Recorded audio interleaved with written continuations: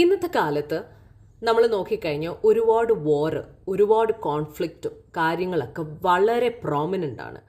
ഇപ്പം നമ്മൾ ഒരു അർത്ഥത്തിൽ പറഞ്ഞു കഴിഞ്ഞാൽ ആൾക്കാർക്ക് വിവരം കൂടിയപ്പോൾ കോൺഫ്ലിക്റ്റും ഭയങ്കരമായിട്ട് വോറും ഭയങ്കര കൂടുതലാണോ എന്നുള്ളൊരു ചോദ്യം നമ്മുടെ മുന്നിൽ വരാം. അപ്പം ഇതിൻ്റെ ഒരു ഹിസ്റ്റോറിക്കൽ ആയിട്ടുള്ളൊരു ബാക്ക്ഗ്രൗണ്ട്, എന്തുകൊണ്ടാണ് ഇത് ഇങ്ങനെ നടക്കുന്നത് ഉള്ള ഒരു ഹിസ്റ്റോറിക്കൽ ആയിട്ടുള്ള ഒരു ബാക്ക്ഗ്രൗണ്ടാണ് ഈ വീഡിയോയിലൂടെ എനിക്ക് പറയാൻ ആഗ്രഹം. അപ്പം ടുവേർഡ്സ് ദി എൻഡ് നിങ്ങൾക്ക് തന്നെ മനസ്സിലാവും എന്തുകൊണ്ടാണ് ഇന്നത്തെ കാലത്ത് ഇപ്പോഴും വോറും conflict why it is very prominent എന്ന് മനസ്സിലാവുന്നത്. അപ്പോൾ ആദ്യകാലത്ത് നമുക്കറിയാം രാജാവിന് അൾട്ടിമേറ്റ് ആയിട്ടുള്ള ഒരു പവർ കൊടുത്തിരുന്ന സമയമുണ്ടായിരുന്നു. People use to think that king was equivalent to God. രാജാവ് ദൈവത്തെ പോലെയായിരുന്നു. അപ്പം ദൈവത്തിന് ഒരിക്കലും തെറ്റ് ചെയ്യാൻ പറ്റില്ല. അപ്പം അതുപോലെ രാജാവിന് ഒരിക്കലും തെറ്റ് ചെയ്യാൻ പറ്റില്ല. അപ്പം king can do no wrong എന്ന് പറയുന്ന ഒരു ഫിലോസഫി വളരെ പ്രോമിനൻ്റ് ആയിരുന്നു. കുറേ നാളിന് ശേഷം ഈ രാജാവിന് കൊടുക്കുന്ന ഒരു റെസ്പെക്റ്റ് പീപ്പിളിന് ഭയങ്കരമായിട്ട് കൂടി. അപ്പോൾ എങ്ങനെയാണ് നമ്മളൊരു രാജാവിനെ റെസ്പെക്റ്റ് ചെയ്യുന്നത് ഒരു നേഷനിൽ? It is through taxes. രാജാവിന് നമ്മൾ ടാക്സസ് കൊടുക്കുമ്പം that means you are respecting the king. പക്ഷെ കുറേ നാളായപ്പം അവർ ടാക്സസ് ഒരുപാട് കൂട്ടി. കുറേ people were exploited through the imposition of taxes. പാവപ്പെട്ട ആൾക്കാർക്കൊന്നും ടാക്സസ് കൊടുക്കാൻ പറ്റാത്തതുകൊണ്ട് they use to be punished. അപ്പം ഇങ്ങനെ ഒരു സിസ്റ്റമായി exploitation of people by the kings ആയി. അപ്പം അങ്ങനെ ഇരുന്നപ്പോഴാണ് ഒരു ഏജ് ഓഫ് എൻലൈറ്റൻമെൻറ്റ്, അല്ലെങ്കിൽ നമ്മൾ ഏജ് ഓഫ് റിനോസൻസ്, നിങ്ങൾ ബുക്കിലൊക്കെ വായിച്ചിട്ടുണ്ടെങ്കിൽ ഏജ് ഓഫ് റിനോസൻസിൻ്റെ കാലം വരുന്നത്. അപ്പം ആ സമയത്താണ് കുറേ ആൾക്കാർ എഴുതാൻ തുടങ്ങിയത്. ഇപ്പം നമ്മൾ ഷേക്സ്പിയർ ആയാലും കുറേ റൈറ്റേഴ്സ് ഈ ഒരു സമയത്ത് കുറേ പേര് അവരുടെ ഐഡിയാസ് ഷെയർ ചെയ്യാൻ തുടങ്ങി. അപ്പം ആ ഒരു എഴുത്തിലൂടെയും ആ ഒരു റൈറ്റിങ്സിലൂടെയും ആൾക്കാർക്ക് മനസ്സിലായി എന്തിനാണ് നമ്മൾ രാജാവിന് ഒരുപാട് എംഫസിസ് കൊടുക്കുന്നത്. രാജാവ് നമ്മളെപ്പോലെയല്ലേ, രാജാവ് is he equivalent to God? No.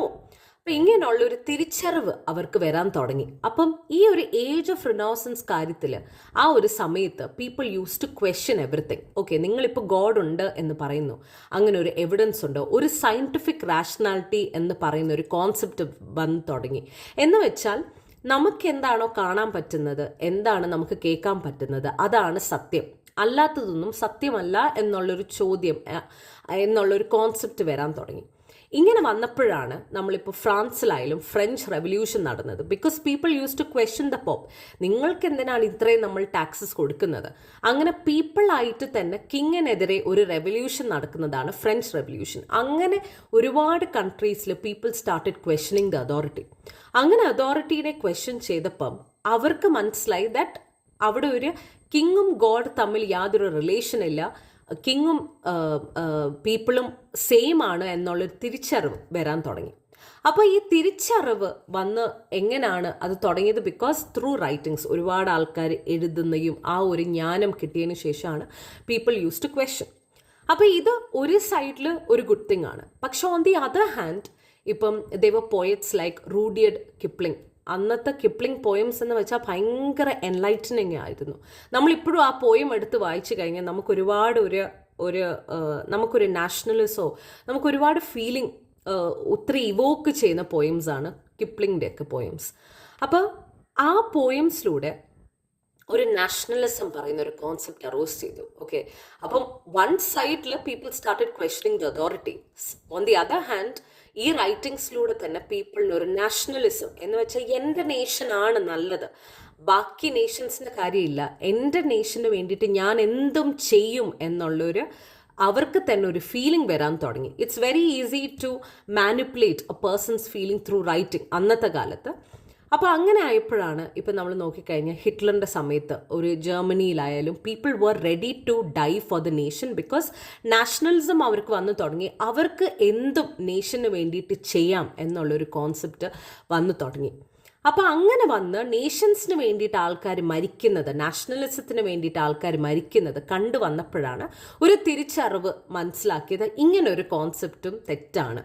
Okay, അപ്പം കുറേ പേർക്ക് റൈറ്റ് ഉണ്ട്, എല്ലാവർക്കും ലിബർട്ടി, ഇക്വാളിറ്റി, ഫ്രെറ്റേണിറ്റി ഉണ്ട് എന്നുള്ളൊരു കോൺസെപ്റ്റ് വരാൻ തുടങ്ങിയത്. അത് കുറച്ചുകൂടെ എവിഡൻ്റ് ആയത് after world war 1 and world war 2. നമ്മളെല്ലാവരും പീസിന് വേണ്ടിയിട്ടായിരിക്കണം, നമ്മൾ വേറൊരു കൺട്രീനെ ദ്രോഹിക്കാൻ പാടില്ല എന്നുള്ളൊരു കോൺസെപ്റ്റ് എല്ലാം വന്നു ആഫ്റ്റർ ദിസ്. പക്ഷെ ഇപ്പം നമ്മൾ നോക്കിക്കഴിഞ്ഞാൽ are we going back to the old age എന്ന് നമ്മൾ നോക്കിക്കഴിഞ്ഞാൽ ശരിയാണ്. ഇപ്പോൾ കൺട്രീസ് എല്ലാം they are fighting for themselves. അവർ ഇപ്പോൾ US ആയാലും UK, എക്സ്പെഷ്യലി യൂറോപ്യൻ യൂണിയൻ നമ്മൾ നോക്കിക്കഴിഞ്ഞാൽ അവർ പുറത്തുനിന്നുള്ള സാധനങ്ങൾ ഭയങ്കര കുറവാണ്. Like they can't export, they can export but they cannot import many goods from other nations, primarily because ഇപ്പം നമ്മൾ യൂറോപ്യൻ യൂണിയനിൽ നമ്മൾ നോക്കിക്കഴിഞ്ഞാൽ കാർബൺ ബോർഡർ അഡ്ജസ്റ്റ്മെൻറ്റ് മെക്കാനിസം പറയുന്ന ഒരു കോൺസെപ്റ്റ് ഉണ്ട്. എന്ന് വെച്ചാൽ കാർബൺ എമിഷൻസ് കൂടുതൽ ഉള്ള ഒരു പ്രൊഡക്ട്സ് ഒന്നും അവർ ഇമ്പോർട്ട് ചെയ്യില്ല. അപ്പം that is A good thing. But on the other hand they are protecting the nation as well. ഇന്നത്തെ കാലത്ത് നമ്മൾ നോക്കിക്കഴിഞ്ഞാൽ അതേ നാഷണലിസം ഇസ് ബീങ് പ്രൊപ്പഗേറ്റഡ്. അപ്പം ഇത് എന്തുകൊണ്ടാണ് ഇന്നത്തെ കാലത്ത് അതേ നാഷണലിസം ഇപ്പോഴും പ്രൊപ്പഗേറ്റഡ് ആവുന്നത്? അന്നത്തെ കാലത്ത് റൈറ്റിംഗ്സ് ഉണ്ടായിരുന്നു, ഇന്നത്തെ കാലത്ത് it was through the medium of social media. Social മീഡിയയിലൂടെ നമുക്ക് ഈസിലി ഒരാളെ നമുക്ക് മാനിപ്പുലേറ്റ് ചെയ്യാൻ പറ്റും. ബിക്കോസ് നമ്മുടെ ഒരു ബ്രെയിനിൻ്റെ ഒരു തിങ് ആണ് that we tend to believe what sounds right and what we see as right. ഇപ്പം എവറിത്തിങ്, ഇപ്പം ജനറേറ്റീവ് AI കൊണ്ട് എവറിത്തിങ് ലുക്സ് ഫേക്ക്. നമുക്കത് ക്രോസ് ചെക്ക് ചെയ്താലേ നമുക്കത് ഫേക്ക് ആണോ അല്ലയോ എന്ന് അറിയാൻ പറ്റൂ. അപ്പം നമ്മൾ പെട്ടെന്ന് കാണുന്ന കാര്യങ്ങൾ നമ്മളത് പെട്ടെന്ന് വിശ്വസിച്ച് പോകും. അപ്പം അത് ട്രൂ ആവണമെന്നില്ല. Through ChatGPT, through Google Gemini ഇങ്ങനെയുള്ള ആപ്സിലൂടെ നമുക്കത് കാണുന്നത് നമ്മളത് വിശ്വസിക്കും.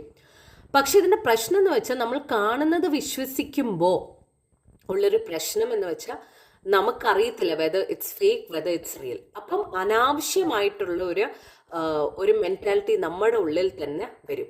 അതുകൊണ്ട് ഇപ്പോഴും ഇഫ് യു സീ ദാറ്റ് നമ്മൾ സോഷ്യൽ മീഡിയയിൽ നോക്കിക്കഴിഞ്ഞാൽ ഒരുപാട് നെഗറ്റിവിറ്റി ആയിട്ടാണ് നമ്മുടെ മൈൻഡ് അല്ലെങ്കിൽ brain is getting attracted to negativity. അത് ബിക്കോസ് ഓഫ് നമുക്കൊരു ഹോർമോൺ ഉണ്ട്, കോർട്ടിസോൾ. നമ്മളിപ്പോൾ എത്ര ഒരാൾ നല്ലത് പറഞ്ഞാലും പെട്ടെന്നൊരു നെഗറ്റീവ് ന്യൂസ് കാണുമ്പോഴാണ് നമ്മൾ ഒരുപാട് അട്രാക്റ്റഡ് ആവുന്നത്. സോ ഇന്നത്തെ കാലത്ത് it is through the weapon of social media that ആ പഴയ ഐഡിയാസ് തന്നെ it is being propagated. So what do you think about this?